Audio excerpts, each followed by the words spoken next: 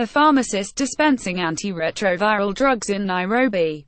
According to a new report from the United Nations, 21 million people globally are now getting life-prolonging AIDS drugs, but another 16 million H.I.V. infected people lack medication. Thomas Mukoya Reuters. Almost 21 million people around the world are now getting life-prolonging AIDS drugs, according to a report issued on Monday.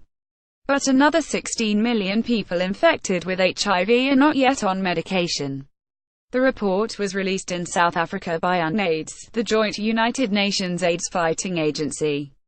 Antiretroviral triple therapy became standard in wealthy countries in 1996, but it took almost a decade for just 1 million people in poor countries to receive treatment. That happened only after generic drugs became available and donor organizations like the Global Fund to Fight AIDS, Tuberculosis and Malaria were created to pay for them.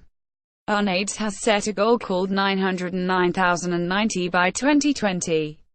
That is 90% of the world's H.I.V. infected people having had an HIV test, 90% of those who test positive having been prescribed drugs, and 90% of those prescribed drugs staying on them faithfully enough to have undetectable levels of the virus in their blood.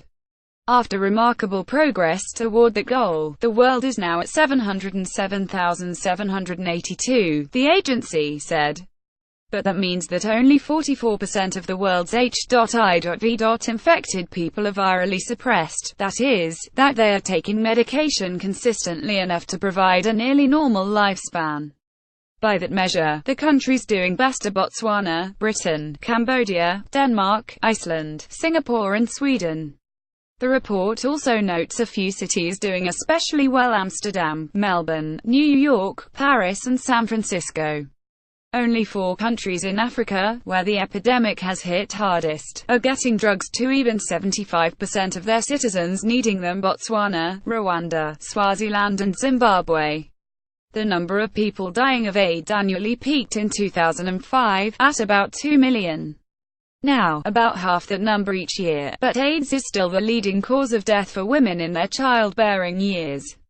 The number of AIDS orphans, children and teenagers whose parents have D, peaked at 20 million in 2009. It is declining but still stands at about 16 million.